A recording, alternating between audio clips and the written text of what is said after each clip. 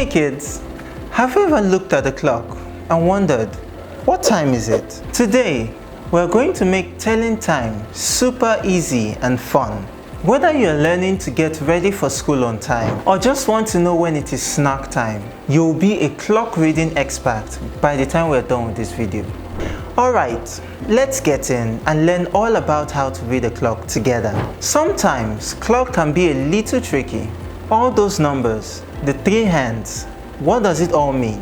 Once we break it down, it's really easy. Let's get started with the basics. Here we have the 2 main hands of the clock. The short hand, which we call the hour hand, and the long hand, which we call the minute hand. Simple, right? Let's start with the hour hand, the short one. The hour hand tells us what hour it is.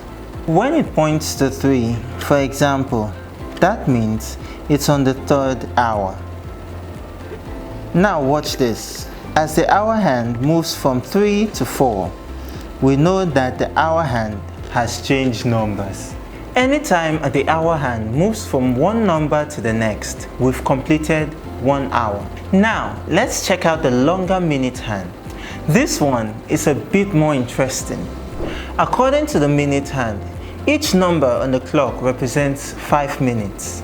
So when the minute hand points to 1, that means it's been 5 minutes past the hour mark.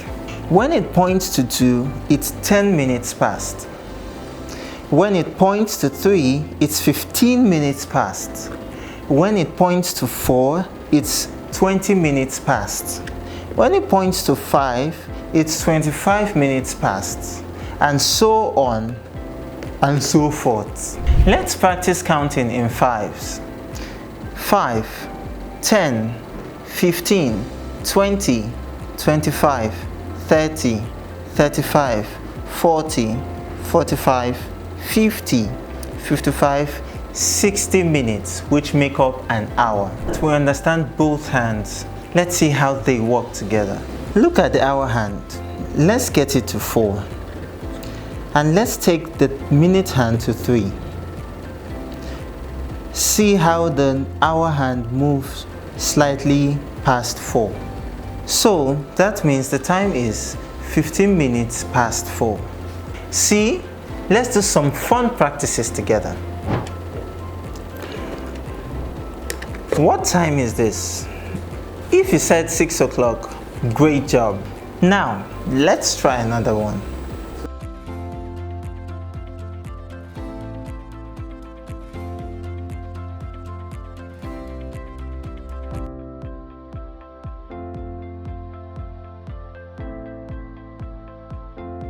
So, what time is it? The hour hand is on 7, while the minute hand is on 9, which means it's 45 minutes past the hour of 7. So, it is 7:45. Awesome work.